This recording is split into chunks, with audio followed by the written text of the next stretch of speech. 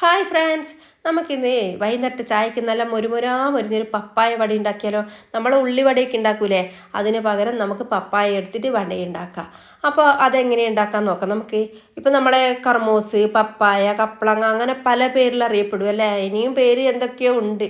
അപ്പോൾ ഞാനൊരു പപ്പായ എടുത്ത് തൊലിയൊക്കെ കളഞ്ഞ് ഗ്രേറ്റ് ചെയ്ത് വെച്ചിട്ടുണ്ട്. അപ്പോൾ ഒരു ഗസ്റ്റൊക്കെ വന്നു കഴിഞ്ഞാൽ നമുക്ക് ഉണ്ടാക്കി കൊടുക്കാൻ പറ്റിയ സാധനം തന്നെ കേട്ടോ. നമ്മളെ വീട്ടിലൊക്കെ അധികം വീട്ടിൽ ഈ പപ്പായ ഉണ്ടാകുന്നതാണല്ലോ.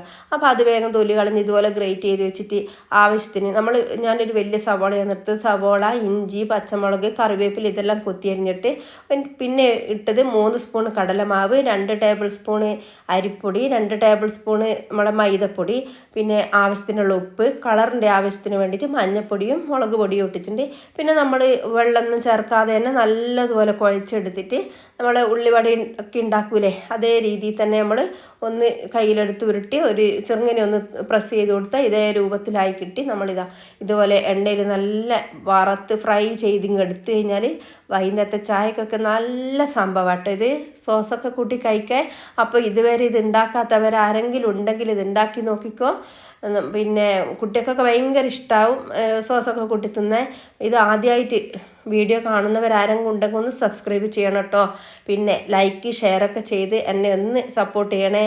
അപ്പോൾ അടുത്ത വീഡിയോ കാണാം. See U.